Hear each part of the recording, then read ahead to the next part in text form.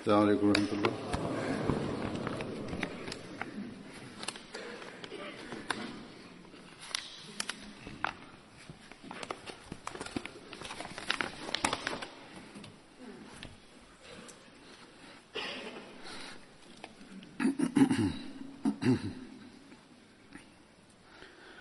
أشهد أن لا إله إلا الله وحده لا شريك له وأشهد أن محمدا عبده ورسوله أما بعد فأعوذ بالله من الشيطان الرجيم بسم الله الرحمن الرحيم الحمد لله رب العالمين الرحمن الرحيم مالك يوم الدين إياك نعبد وإياك نستعين اهدنا الصراط المستقيم صراط الذين أنعمت عليهم غير المغضوب عليهم ولا الضالين.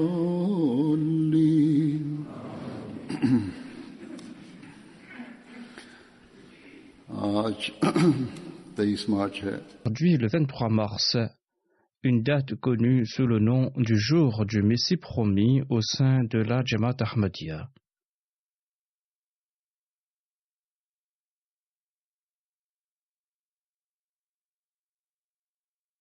Et l'on y organise des conférences dans ce cadre.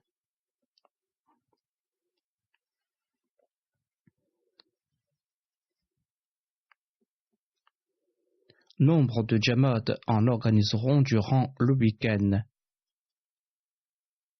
lors desquels l'on présentera l'historique de cet événement.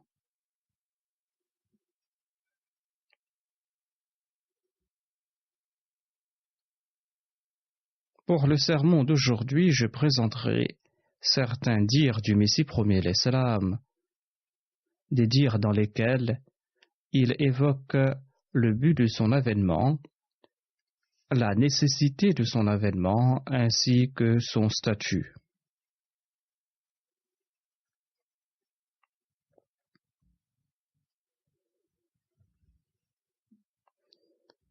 Après qu'il s'était proclamé Messie et Mahdi, les prétendus ulémas ont soulevé les masses musulmanes contre lui, et ces prétendus ulémas ont remué ciel et terre dans leurs efforts.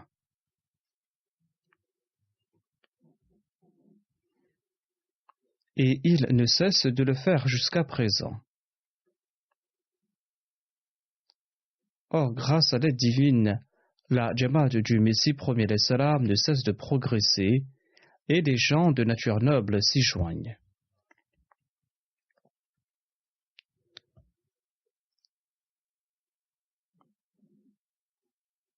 Le fondateur de la communauté musulmane Ahmadiyya affirme avoir été suscité en accord aux promesses divines en tant que Messie promis.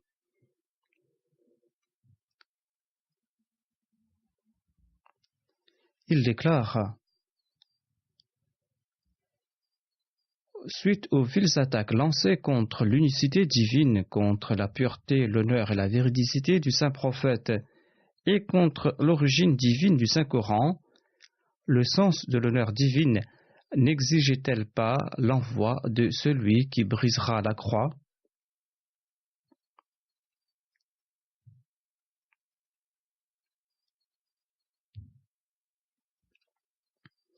En effet, les chrétiens avaient lancé des attaques contre le saint prophète Mohammed et contre l'islam.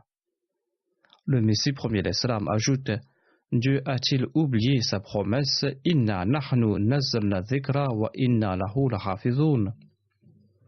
Sachez que la promesse de Dieu est vraie.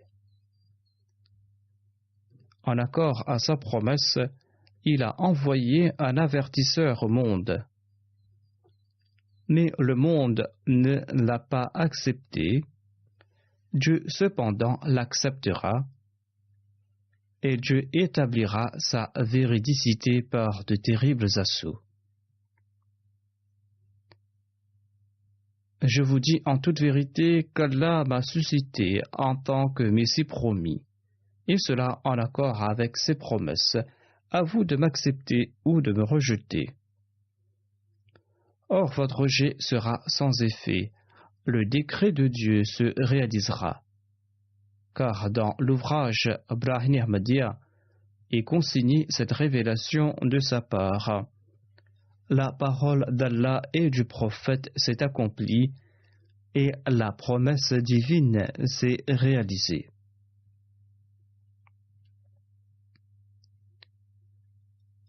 Ensuite, le Messie premier l'Islam a déclaré: jugez cette communauté à la lumière des principes de la Naboua, afin de savoir où se trouve la vérité.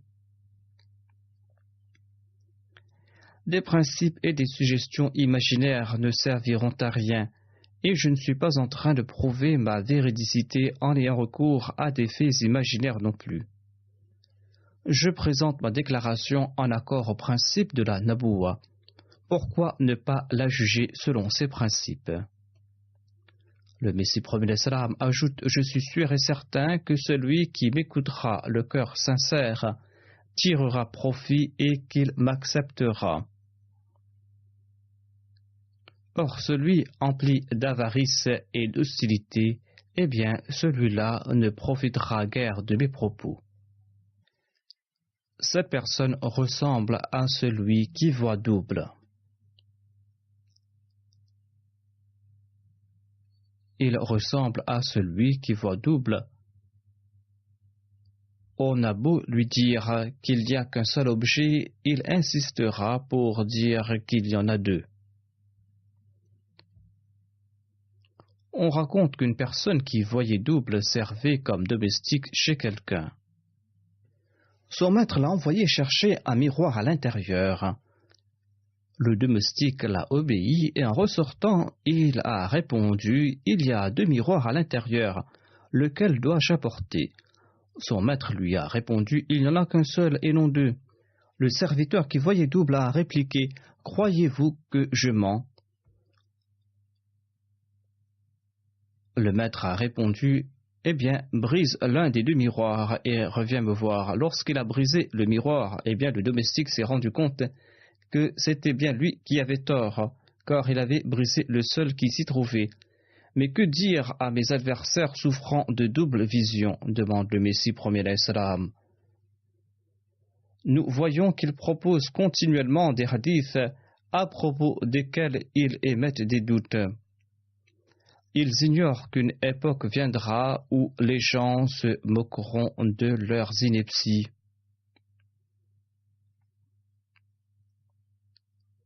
Un temps viendra où les gens vont se moquer de leurs sottises. Chaque personne qui cherche la vérité a le droit de demander des preuves de notre revendication, dit le Messie premier l'Islam. Et pour cela, je leur propose les mêmes types de preuves présentées par les prophètes.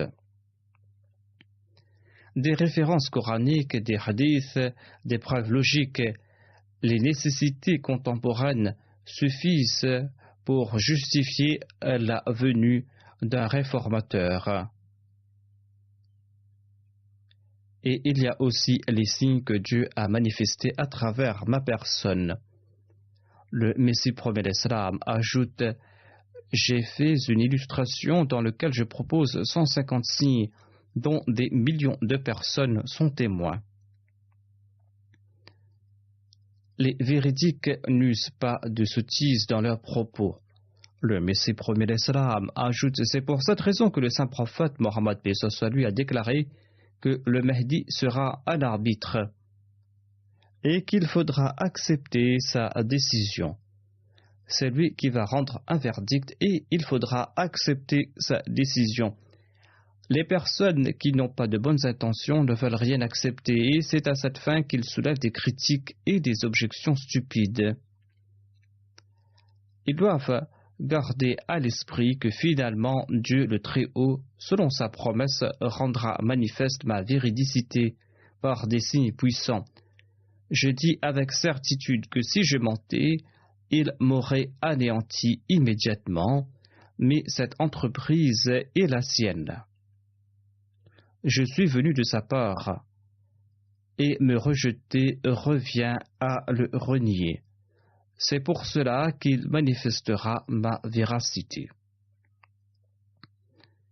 Le Messie premier l'Islam explique ensuite que son rejet ne signifie rien d'autre que le rejet d'Allah et le rejet du saint prophète Mohammed sallallahu alayhi wa sallam.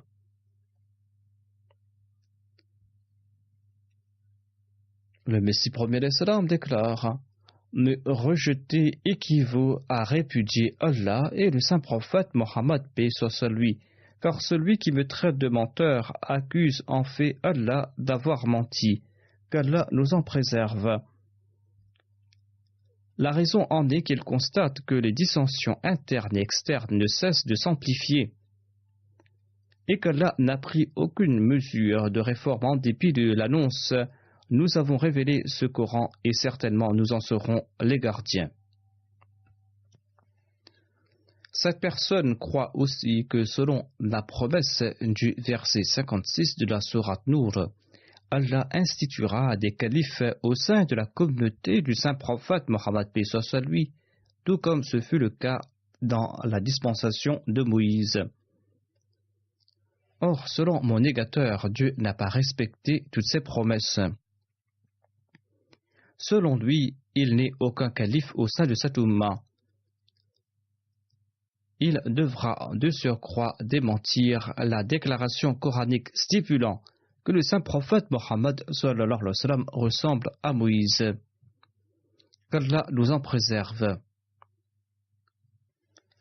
Car pour que cette ressemblance atteigne sa perfection, il est essentiel qu'un Messie apparaisse au cours du XIVe siècle de cette Ummah, comme ce fut le cas pour Moïse.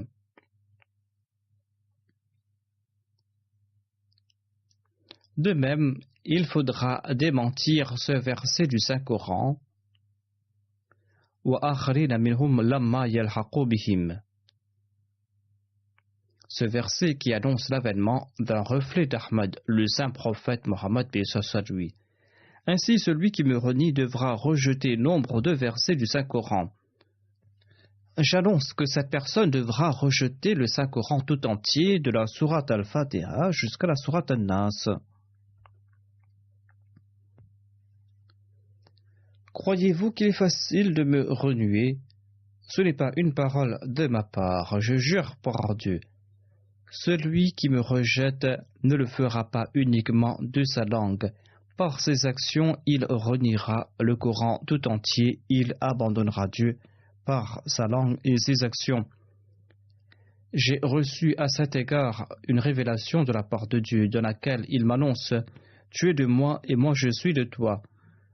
Me renier signifie renier Dieu et m'accepter signifie accepter Dieu. La foi en moi signifie renforcer la foi en la personne de Dieu. Me traiter de menteur est synonyme d'accuser le saint prophète, paix soit sur lui, de mensonge.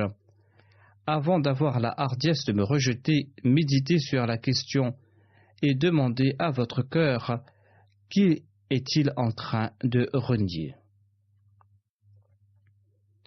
Le Messie premier l'Islam explique davantage que le fait de le rejeter signifie renier nécessairement le saint prophète Mohammed, paix soit sur lui. Il nous en présente la raison. Comment renier le Messie promis signifie rejeter le saint prophète Mohammed, paix soit sur lui. Le Messie premier l'Islam déclare: selon moi, mes détracteurs sont en train de renier le saint prophète Mohammed sallallahu alayhi wa sallam, car la promesse qu'il a faite sur l'avènement d'un réformateur au début de chaque siècle, eh bien, cette promesse est selon eux un mensonge, qu'Allah nous en préserve. Il faudra aussi accepter que la déclaration du saint prophète que l'imam promis sera de sa Ummah, eh bien, cette promesse est fausse, tout comme est fausse la bonne nouvelle de l'avènement d'un Messie et d'un Mehdi promis, pour mettre fin au tort causé par la croix. Il faudra en ce cas nier cette prophétie, car ces troubles sont là, mais aucun imam n'est apparu. Celui qui entretient pareille croyance n'est-il pas en train, dans la pratique, de rejeter le saint prophète Mohammed paix soit sur lui? Ainsi, ne croyez point que mon rejet est chose facile. Avant de me traiter de mécréant, il faudra en être un en premier. Avant de me traiter d'apostat et d'égaré, il faudra en premier avouer son égarement et sa turpitude. Avant de m'accuser d'avoir abandonné le Saint-Coran et les hadiths, il faudra en premier les abandonner. Le Coran et les hadiths témoignent en ma faveur et moi en leur faveur. Je ne suis point l'égaré, mais je suis le Mahdi, le guide. Je ne suis point le mécréant, mais le premier des croyants. Tout ce que j'affirme est attesté comme vrai par Dieu. Celui qui croit dans le Coran et celui qui croit dans le saint prophète paix soit sur lui doit se contenter de m'écouter et de m'accepter. Or, que faire de l'impudent et de l'effronté?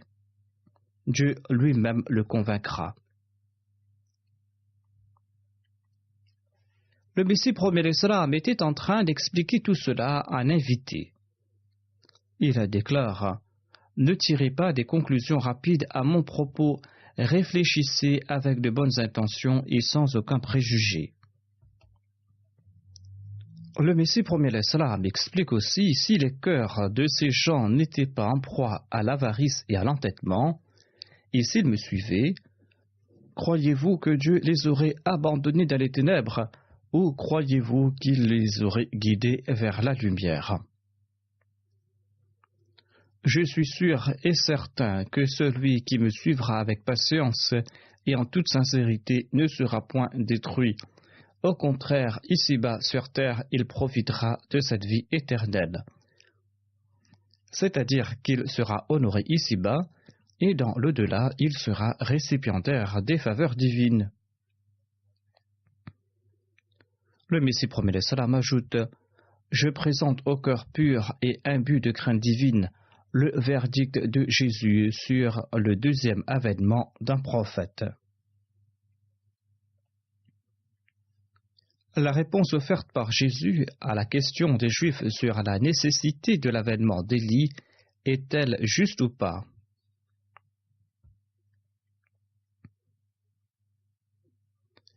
Les Juifs lui présentèrent le livre de Malachie dans lequel il est dit qu'Élie doit venir en personne. On n'y trouve pas mention de l'avènement du reflet d'Élie. On ne trouve pas mention d'une personne qui viendra à la place d'Élie, mais l'avènement d'Élie lui-même. Or, Jésus déclara que Jean-Baptiste est Élie. Les Juifs peuvent l'accepter ou le rejeter. Si l'on confie la décision à un juge, en faveur de qui rendra-t-il son verdict? Le verdict sera certainement en faveur des Juifs en se basant sur les écrits.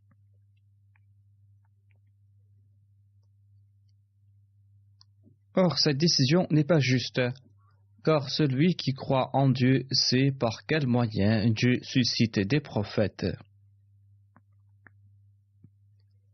Et il sait que la déclaration de Jésus est vraie.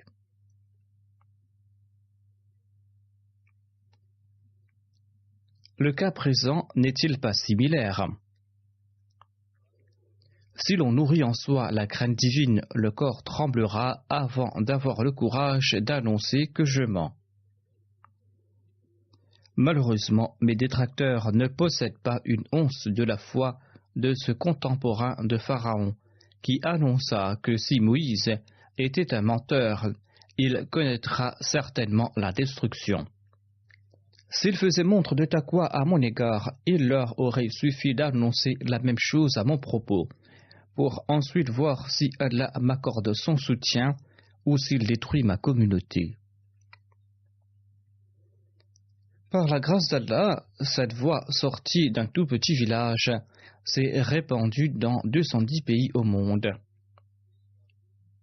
Cela suffit pour prouver sa véridicité. Il est des coins reculés où l'Ahmadiyya était inconnu 30 ou 40 ans auparavant. Or, non seulement que le message de l'Ahmadiyya a-t-il atteint ces contrées éloignées, Allah y fait naître des gens dont la foi nous laisse bouche bée. Je vous en présente un exemple. Le Bénin est un tout petit pays d'Afrique. On y a implanté une nouvelle Jamaat dans une région en 2012. Il s'y trouve dans le village un Ahmadi nommé Ibrahim. Il était déjà musulman et il était un érudit. Et il a grandi en sincérité et en fidélité après avoir embrassé l'Ahmadiyya. Et il a prêché le message de l'Ahmadiyya à ses proches et à ses frères. Une dispute a éclaté entre lui et son frère. Son frère qui l'accusait de tenter de les détourner de leur religion ancestrale. Mais M. Ibrahim n'a cessé de prêcher le message de l'Ahmadiyya, l'islam véritable. Et par la grâce d'Allah, les habitants de 3 villages se sont joints à la communauté grâce à ses efforts.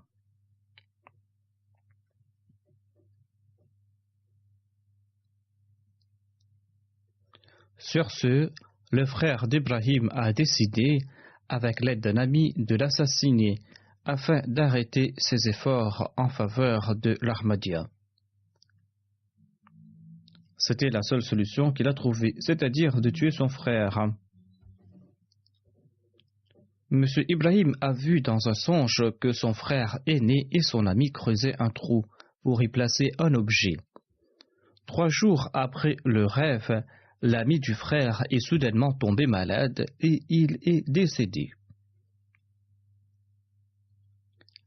Le frère a accusé Ibrahim de l'avoir tué en ayant recours à la magie noire. M. Ibrahim raconte, quelque temps après, dans un songe, j'ai vu mon frère qui s'était placé tout près d'un arbre, et il se mesurait. Selon la tradition de la région, on mesure la dépouille du défunt avec l'écorce d'un arbre pour déterminer la taille de sa tombe. Quelques jours plus tard, la femme du frère d'Ibrahim qui était enceinte est tombée malade et elle est décédée 2 jours après. Ses enfants sont tombés malades et ils ne se rétablissaient pas. Et le frère a répandu la rumeur qu'Ibrahim pratique la sorcellerie. Et il est allé s'en plaindre au roi ou au chef traditionnel de la région et il lui a demandé son aide. Celui-ci lui a demandé de l'argent afin de résoudre l'affaire. Le chef a fait venir Ibrahim et il était furieux contre lui pour avoir accepté cette nouvelle religion. Le chef lui a demandé d'abandonner cette nouvelle religion, sinon il ne risquait pas de voir le prochain jour, c'est-à-dire qu'il allait mourir avant le lendemain.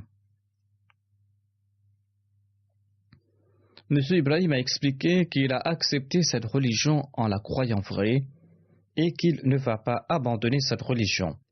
La vie et la mort sont quant à elles entre les mains d'Allah. Le chef a répliqué que « Je suis le seul Dieu de la région et je fais ce que je veux ». Il a déclaré que vous savez très bien quelle sera ma décision. Le chef a déclaré que quand j'affirme qu'un tel mourra le lendemain, eh bien, il meurt certainement. M. Ibrahim a commenté, ces paroles s'appliquent à vos sujets. Je n'ai rien à dire à ce propos, mais en tout cas, je n'abandonnerai pas cette religion car c'est la vérité et c'est l'islam véritable. Le chef était davantage courroucé et il a demandé à ses employés d'enfermer Ibrahim dans une chambre. Ibrahim leur a demandé de ne pas s'immiscer dans l'affaire et de le laisser partir.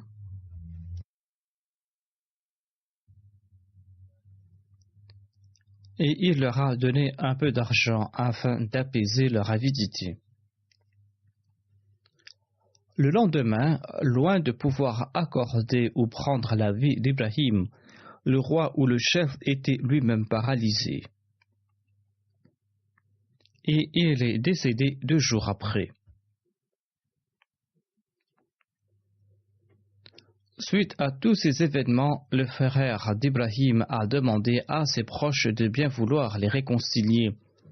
Je n'ai aucun différend avec personne et d'ailleurs, nous sommes enclins à la réconciliation et tel est d'ailleurs le message véritable de l'islam. Le signe de la mort du chef a eu un grand effet dans la région. Il y a eu beaucoup de bruit à ce propos. Et cela a prouvé la véridicité de l'Ahmadiyya. Ainsi, pareil événement démontre aujourd'hui encore le soutien divin en faveur du Messie promis alayhi salam. Le Messie promis alayhi salam déclare: je jure par Dieu que des milliers de signes sont apparus en ma faveur, d'autres apparaissent et d'autres vont apparaître à l'avenir. Cela ne va pas s'arrêter là, il y aura d'autres signes à l'avenir. Si cette communauté était une entreprise humaine, elle n'aurait pas joui de tant de soutien. Étant une œuvre d'Allah, elle jouit de son soutien. Évoquant la nécessité d'un réformateur et du Messie, le Messie promis alayhi salam déclare: un temps vient où tout champ doit être moissonné. De même, il est à présent temps d'éradiquer le mal. Il y a les maux et les vices qui sont répandus dans le monde et il faut y mettre fin.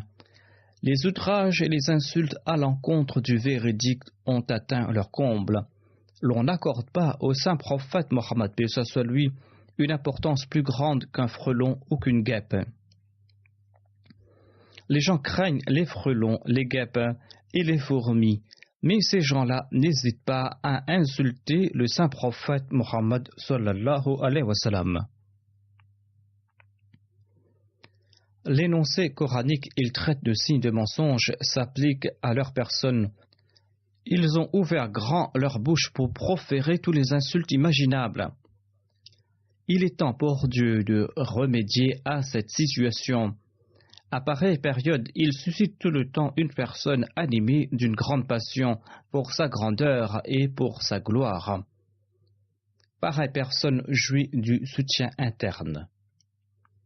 En fait, c'est Allah lui-même qui accomplit toutes ses œuvres. Or, il engendre ces circonstances en accord à sa pratique. Et vous ne trouverez aucun changement dans la pratique d'Allah.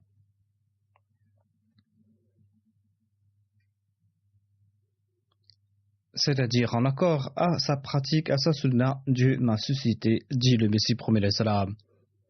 Il ajoute: en étudiant les lois de la nature, l'on tire la conclusion que lorsqu'un fait dépasse un certain seuil, les préparatifs se font au ciel.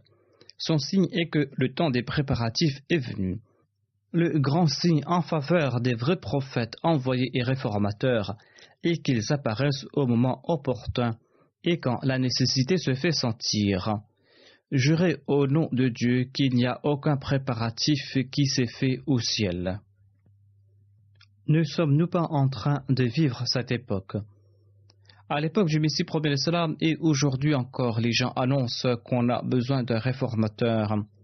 Même les mollahs du Pakistan le répètent, mais ils ne sont pas prêts d'accepter le Messie promis. Le Messie promis alayhi salam ajoute: sachez qu'Allah accomplit tout lui-même, son œuvre sera accomplie, même si moi et ma Jamaat nous enfermons dans une chambre, et l'Antéchrist connaîtra le déclin. Ce sont des jours que nous alternons parmi les hommes, comme l'annonce le verset coranique. La perfection divine présage le déclin du Dajjal. Lorsqu'on atteint l'apogée et que l'on se croit tout-puissant et lorsqu'on croit avoir accompli tout progrès, eh bien, dans la foulée débute le déclin.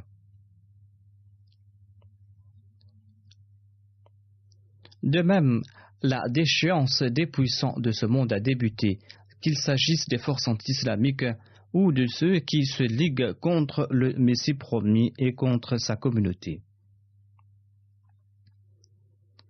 Le Messie promis l'Islam ajoute son apogée prouve que son déclin est proche. Sa prospérité et sa puissance sont un signe de sa destruction. Sa prospérité et sa puissance sont un signe de sa destruction. Une brise fraîche est en train de souffler. L'œuvre divine s'accomplit lentement. Inch'Allah, l'œuvre sera accomplie. Le Messie promis l'Islam ajoute, même s'il n'y avait aucune preuve en ma faveur.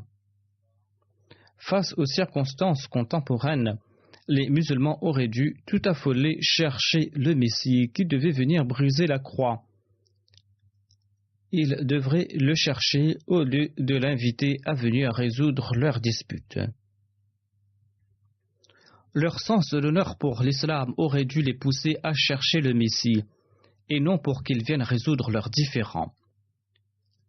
Le Messie promet l'islam ajoute sa tâche première est de briser la croix, et c'est ce dont nous avons besoin aujourd'hui. Le Messie promet l'islam a déclaré que l'athéisme est aussi en train de se répandre et j'ai été suscité afin de l'endiguer. C'est la raison pour laquelle je porte le nom du Messie promis. Si les mollahs avaient à cœur le bien-être de l'humanité, ils ne m'auraient pas réservé ce traitement. Ils doivent se demander ce qu'ils ont gagné en lançant contre moi ces fatwas. Qu'est-ce qu'ils ont acquis en lançant contre moi ces fatwas? Qui peut arrêter ce qu'Allah a décrété? Quel avantage tire-t-il de ces fatwas? La Jamaat ne cesse de progresser car tel est le décret d'Allah et personne ne pourra l'arrêter. Le Messie promet l'Islam ajoute ceux qui s'opposent à nous sont en fait voués à notre service. D'une manière ou d'une autre, ils transmettent notre message à l'est et à l'ouest. Les opposants sont aussi en train de transmettre le message de l'islam véritable, car ils sont en train d'attirer l'attention des gens. Nombre de personnes m'informent qu'elles se sont intéressées à l'Ahmadiyya suite à l'opposition de tel mullah ou suite à une campagne menée contre la Jamaat.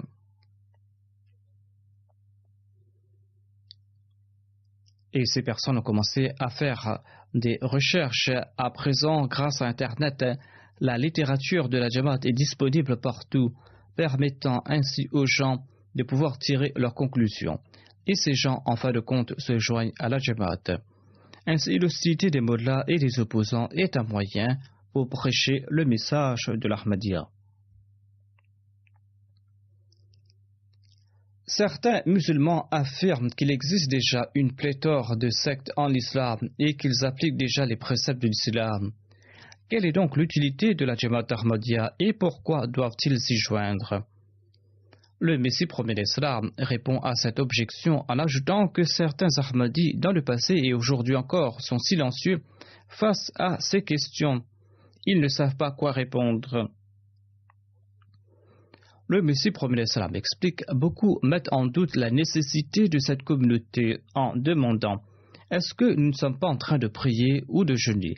Ces personnes ne font que tromper les autres et il ne sera pas surprenant que nombre d'ignorants tombent dans ce piège et déclarent en s'alliant à ces personnes. Pourquoi avoir créé la division en établissant une communauté alors que nous prions déjà, que nous jeûnons et que nous récitons des prières? Nous prions déjà, pourquoi donc fonder une nouvelle communauté? Pourquoi créer des troubles et la division? Le Messie promet l'Islam déclare, rappelez-vous que de tels propos sont dus au manque de connaissance et de compréhension. Ce n'est pas à cause de moi. Si cette division a été créée, c'est Dieu le Tout-Puissant qui l'a créée en fondant cette communauté. La foi s'est affaiblie, voire elle a presque disparu. Allah souhaite insuffler l'esprit nouveau de la foi par l'entremise de cette communauté. Les critiques de ses pourfendeurs sont infondées et grotesques. Il ne faut point nourrir pareille suspicion en son cœur.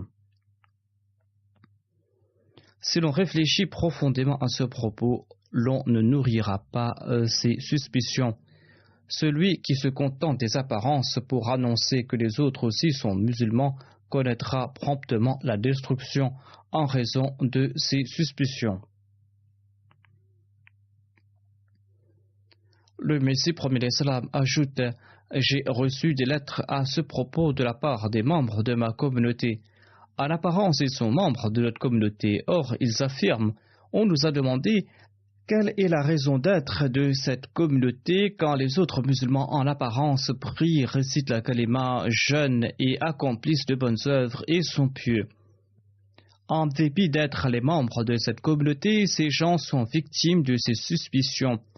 Et après avoir entendu ces accusations, ils affirment qu'ils n'en connaissent pas la réponse. J'ai pitié de ceux-là quand je lis leurs lettres. Ils n'ont pas compris mon objectif réel. Ils se contentent du fait que les autres musulmans respectent de manière coutumière les préceptes de l'islam et qu'ils accomplissent leurs devoirs envers Dieu, quand en réalité il ne s'y trouve aucune valeur réelle. Il ne faut pas se contenter d'accomplir ses œuvres en apparence, ses actes d'adoration et ses autres obligations doivent être sincères. Ces critiques et ces suspicions ont l'effet d'un sortilège. Ces paroles ont l'effet d'un sortilège sur ces personnes. Ils ne comprennent pas que j'ai été suscité afin d'accorder la foi réelle, cette foi qui protégera l'homme de la mort qu'est le péché. Ceux qui se contentent de suivre des rituels ne possèdent pas ces qualités. Ils se contentent des apparences et ne voient pas la réalité. Ils ont entre les mains la coque et ne possèdent pas le noyau. Certes, les musulmans accomplissent des actions manifestes, mais elles sont dépourvues de l'esprit de la foi et de la taqwa. Le Messie premier l'Islam explique que si les actions de ceux qui se disent musulmans sont pieuses, pourquoi ne portent-elles pas des fruits? Le Messie premier l'Islam déclare: ces personnes, certains de ces musulmans, considèrent que leurs actes ne contredisent pas les préceptes islamiques. Ils disent qu'ils récitent la profession de foi, qu'ils prient, qu'ils jeûnent, qu'ils paient également la zakat.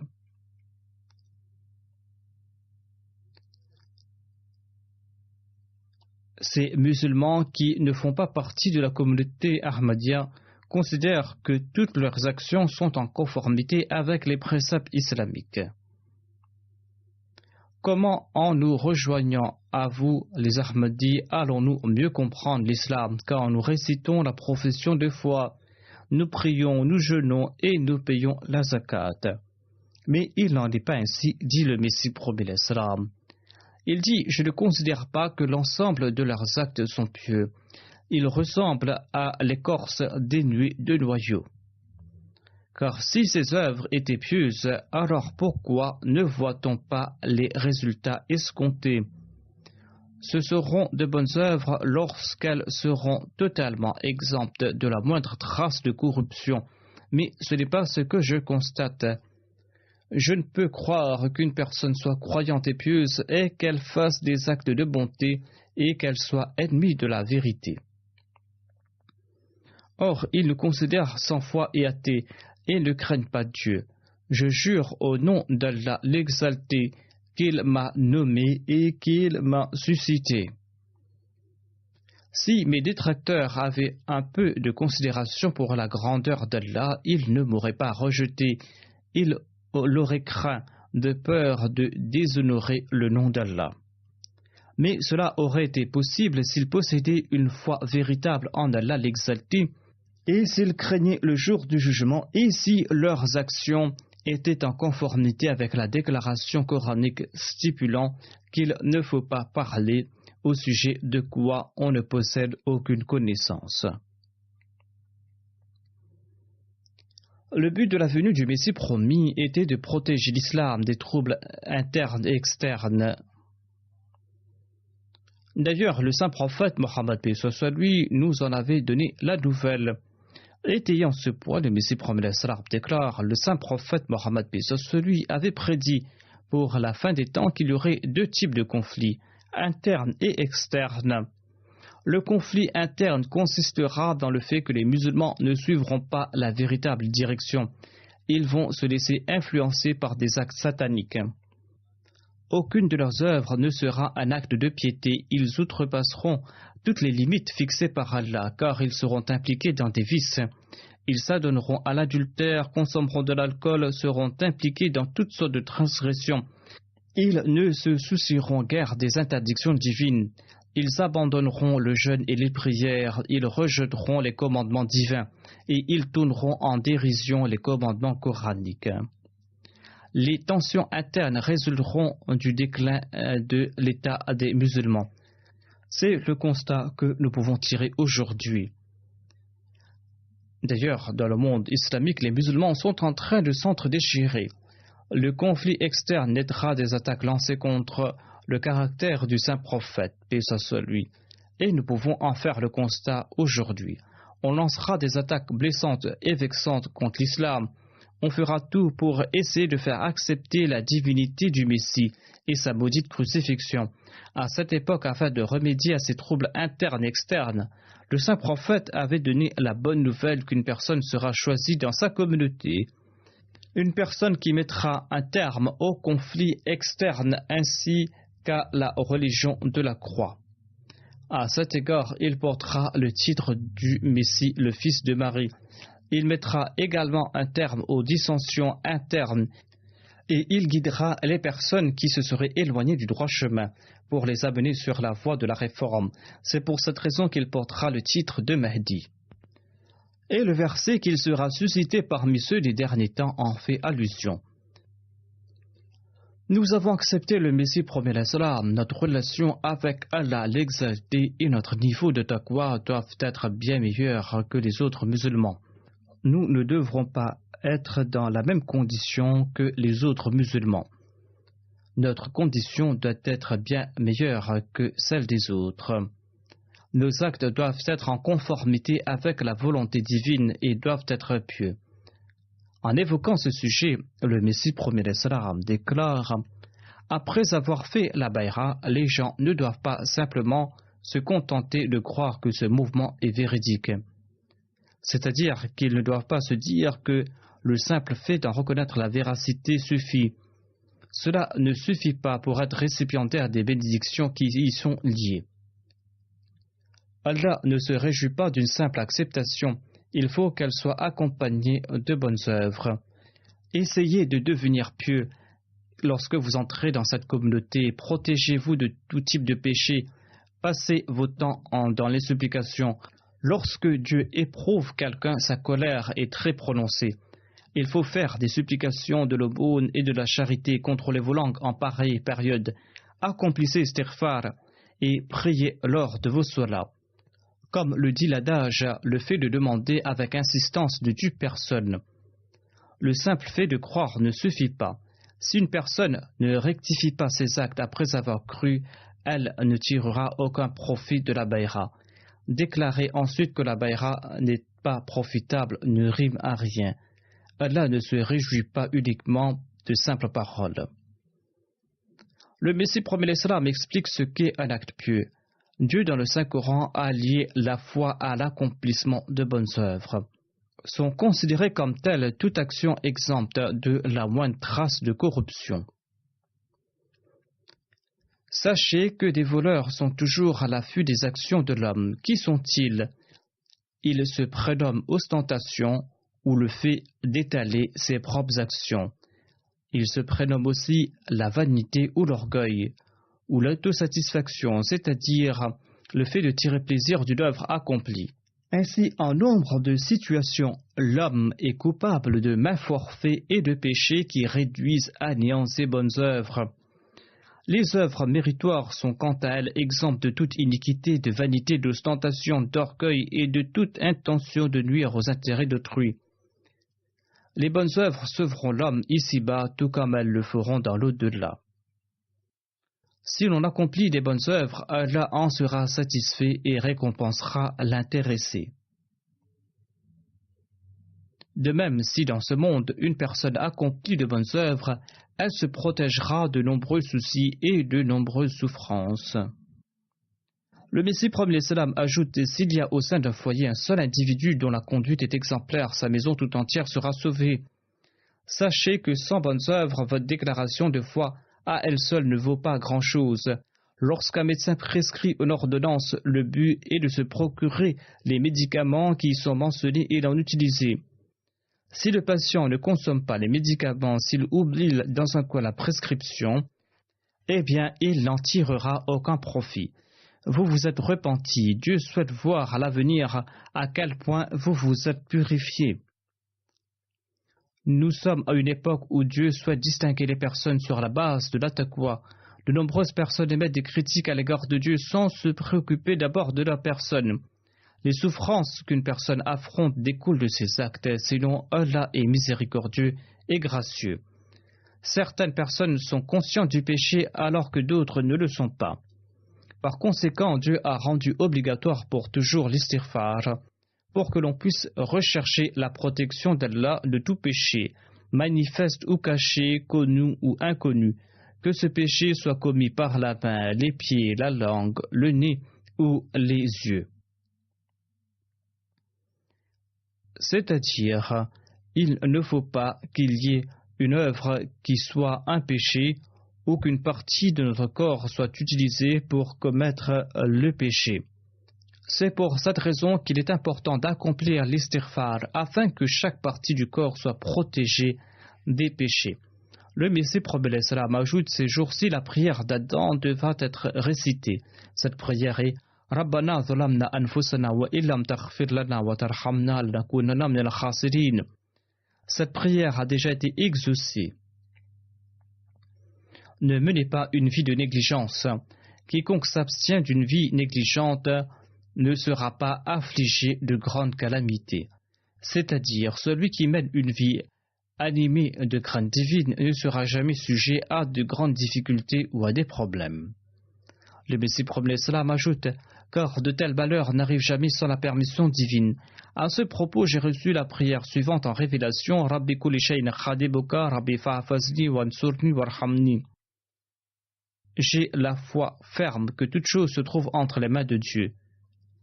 Il peut tout faire à travers les moyens ou sans les moyens. Allah décide qu'une chose se produise ou qu'elle ne se produise pas. C'est pour cette raison que nous devons réciter ces prières et comprendre leur essence. Ainsi, chaque Ahmadi, chacun d'entre nous doit accomplir son introspection et tenter de connaître si, après avoir accepté le Messie prophète l'Islam, nous sommes à la hauteur de ce serment d'allégeance. Lorsque je mène une enquête, j'apprends que nombre de personnes parmi nous n'accomplissent pas les prières régulièrement. Elles ne se préoccupent pas de leur salat. Certaines personnes n'accomplissent même pas l'istighfar. D'aucuns ne s'acquittent pas de leurs devoirs envers autrui. Si tel est notre cas, eh bien comment pourrons-nous annoncer que nous sommes en train d'accomplir de bonnes œuvres et que nous sommes à la hauteur de la baïra que nous avons prêtée aux mains du Messie promis? Ceux qui n'ont pas accepté le Messie promis l'Islam commettent un péché en raison de leur rudiment du Messie promis l'Islam. Mais si nous, après avoir accepté le Messie promis l'Islam, nous ne respectons pas nos engagements, eh bien nous serons nous aussi des pécheurs.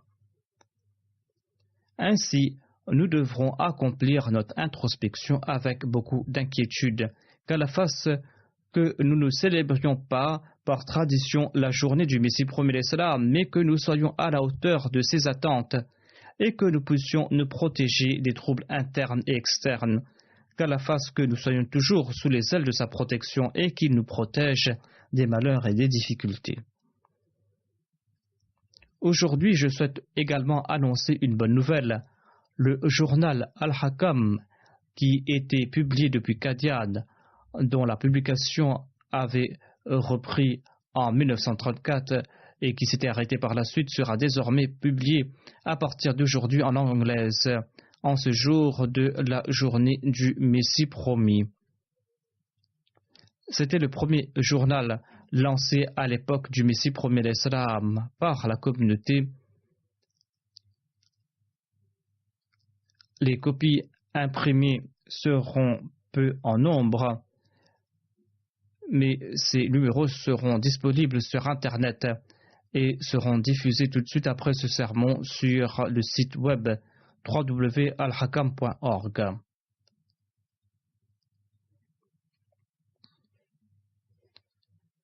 Une application Al-Hakam sera également disponible pour les téléphones et les tablettes et on pourra télécharger le magazine et le lire à sa convenance.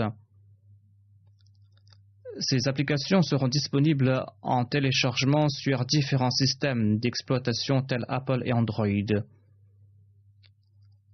Ce premier numéro est un numéro spécial sur la journée du Messie promis et par la suite, chaque vendredi, un nouveau numéro sera disponible et quelques copies imprimées seront également disponibles.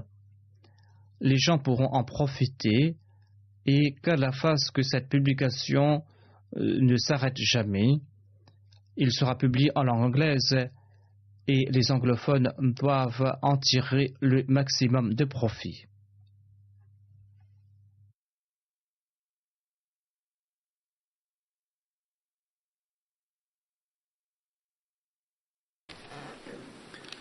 Alhamdulillah, nahmaduhu wa nasta'inuhu wa nastaghfiruhu wa nu'minu bihi wa natawakkalu alayhi wa na'udhu billahi min shururi anfusina wa min sayyiati a'malina. من يهده الله فلا مضل له ومن يضلل فلا هادي له ونشهد أن لا إله إلا الله ونشهد أن محمدا عبده ورسوله عباد الله رحمكم الله إن الله يأمر بالعدل والإحسان وإيتاء ذي القربى وينهى عن الفحشاء والمنكر والبغي يعظكم لعلكم تذكرون اذكروا الله يذكركم وادعوه يستجب لكم ولذكر الله أكبر.